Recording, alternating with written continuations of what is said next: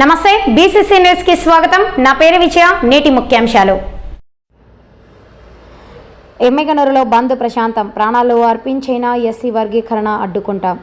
సమతా సైనిక్ దళ్ రాష్ట్ర అధికార ప్రతినిధి సి రంగయ్య. కర్నూలు జిల్లా ఎమ్మిగనూరు పట్టణంలో సమతా సైనిక్ దళ్ మాల మహానాడు ఆధ్వర్యంలో బంద్ను ప్రశాంతంగా నిర్వహించారు. సమతా సైనిక్ దళ్ రాష్ట్ర కమిటీ పిలుపు మేరకు ఎస్సీ వర్గీకరణకు నిరసనగా భారత్ బంద్లో భాగంగా సమతా సైనిక్ దళ్ రాష్ట్ర అధికార ప్రతినిధి సి రంగయ్య నాయకత్వంలో సమతా సైనిక్ దళ్ రాయలసీమ జోనల్ నాయకులు రాముడు, బలరాముడు, జిల్లా నాయకులు మల్లేష్, పరమేష్, రాజువలప్ప, పేటయ్య, నల్లన్న, లక్ష్మణ్, బాలు, రాము, రమేష్, వీరేష్, గంగన్న, నాగరాజు, లక్ష్మీనారాయణ, నర్సింగు, సీను, మల్లికార్జున పాల్గొని పట్టణంలోని స్థానిక ప్రభుత్వ, ప్రైవేట్ సంస్థలను, దుకాణాలను మూయించి బంద్ను ప్రశాంతంగా నిర్వహించారు. అనంతరం బంద్కు సహకరించిన వాళ్ళందరికీ సమతా సైనిక్ దళ్ రాష్ట్ర అధికార ప్రతినిధి సి రంగయ్య ధన్యవాదాలు తెలిపారు. ఈ సందర్భంగా సమతా సైనిక్ దళ్ రాష్ట్ర అధికార ప్రతినిధి సి రంగయ్య మాట్లాడుతూ రాజకీయ స్వలాభం కోసం ప్రధానమంత్రి నరేంద్ర మోడీ, ఆంధ్రప్రదేశ్ రాష్ట్ర ముఖ్యమంత్రి నారా చంద్రబాబు నాయుడు వర్గీకరణ చేయడం జరిగిందని, రాజకీయ ఎత్తుగడల్లో అన్నదమ్ముల లాంటి ఎస్సీలను విభజించడం జరిగిందని తెలిపారు.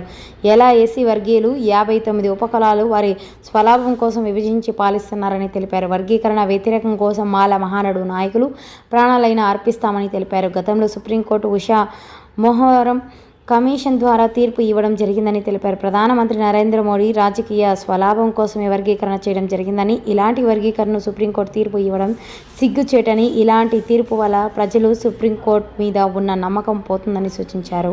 వర్గీకరణకు వ్యతిరేకంగా రాబోయే రోజుల్లో మళ్లీ పెద్ద ఎత్తున ఆందోళనలు, పోరాటాలు చేస్తామని హెచ్చరించారు.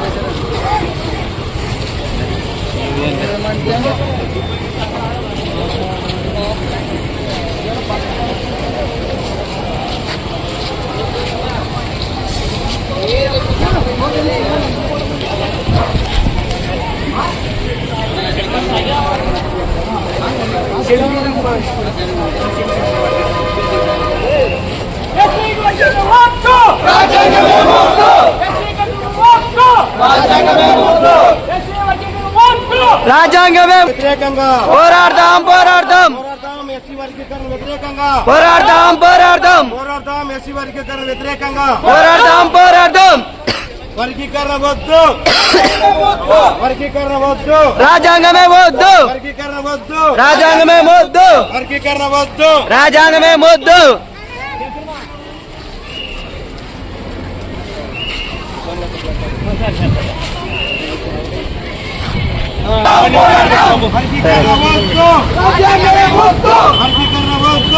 రాజ్యాంగమే వద్దు రాజ్యాంగమే వద్దు రాజ్యాంగం వద్దు రాజ్యాంగం వద్దు రాజ్యాంగం వద్దు రాజ్యాంగం వద్దు జస్టిస్ జస్టిస్ జస్టిస్ భారత్ బంద్లో భాగంగా ఎస్సీ వర్గీకరణకు వ్యతిరేకంగా ఎమ్మిగనూరు పట్టణంలో కర్నూలు జిల్లా మాల మహానాడు సమతా సైనిక్ దళ ఆధ్వర్యంలో భారత్ బంద్ విజయవంతం చేయడం జరిగింది. ఈ బంద్కి స్వచ్ఛందంగా సహకరించి విద్యాలయాలు కానీ, కాలేజీలు కానీ, వాణిజ్య సముదాయాలు కానీ అన్ని స్వచ్ఛందంగా బంద్ పాటించి ఈ యొక్క వర్గీకరణ అనేది మన రాష్ట్ర ప్రభుత్వమైనా కేంద్ర ప్రభుత్వమైనా ఇది సహకరించింది, ఎలా సహకరించిందో మాకైతే తెలియదు. కానీ ఇంత 30 ఏళ్ళ నుంచి లేని వర్గీకరణ ఇప్పుడు ఎందుకు తీసుకొస్తున్నారో మాకైతే తెలియదు. ఒకసారి మీరు పునరాలోచన చేసి మాలల ఓట్లైనా కూడా ఏపీలో కానీ తెలంగాణలో కూడా అత్యధికంగా ఎక్కువ ఉన్నాయి. కాబట్టి మీరు మా ఐక్యంగా ఉండేదాన్ని కోరాలి తప్పితే మీరు వర్గీకరణ ఏర్పాటు చేస్తే దీంతో సహించేది లేదు. వ్యతిరేకంగా పోరాటం చేయడం జరిగింది. షాపులు, ఆఫీసులు అన్ని సంపూర్ణంగా బంద్ చేయడం జరిగింది. ఈ ఎస్సీ వర్గీకరణ వ్యతిరేకంగా ఇంకా పెద్ద ఎత్తున విజ్ఞానాలు ముందుకు తీసుకెళ్తాం. అలాగే ఈ రాష్ట్ర ప్రభుత్వాలు కానీ కేంద్ర ప్రభుత్వాలు కానీ దీనిని వెంటనే స్పందించి ఈ ఎస్సీ వర్గీకరణని వెనుక తీసుకుంటే బాగుంటుంది. లేని పక్షంలో ఇంత కొద్ది పెద్ద ఉద్యమం చేస్తాం. ఈరోజు భారత్ బంద్లో భాగంగా ఎస్సీ ఏబిసిడి వర్గీకరణకు వ్యతిరేకంగా ఆంధ్రప్రదేశ్ మాలల తరఫున ఉన్నటువంటి జేఏసీ తరఫున ఈరోజు స్వచ్ఛందంగా అందరూ కూడా ఎమ్మెగనూరు నియోజకవర్గంలో బంద్లో పాల్గొనడం జరిగింది. ముఖ్యంగా చిన్నకారు వ్యాపారస్తుల దగ్గర నుంచి ప్రభుత్వ కార్యాలయాల వరకు కూడా స్వచ్ఛందంగా బంద్ పాటించినటువంటి మాకు సహకరించిన ప్రతి ఒక్కరికి కూడా ప్రత్యేక జైబీములు తెలుపుకుంటా ఉన్నాం. అదేవిధంగా వర్గీకరణ అనేది ఇది కాలం చెల్లినటువంటి విషయమని, గతంలో ఉషా మెహ్రాన్ కమిషన్ కానీ ఇలాంటి కమిషన్లన్నీ కూడా తీసుకోకుండా సుప్రీంకోర్టు ఏకపక్షంగా ఇచ్చినటువంటి తీర్పు ఇది చాలా దుర్మార్గమైనటువంటి చర్య. ఎందుకంటే ఎస్సీ వర్గీకరణ అంశం అనేది రాజ్యాంగ పరిధిని దాటినటువంటి అంశము. ఎటువంటి హక్కు కానీ ఎటువంటి చెప్పేటువంటి హక్కు కానీ ఈ సుప్రీంకోర్టుకి లేదు.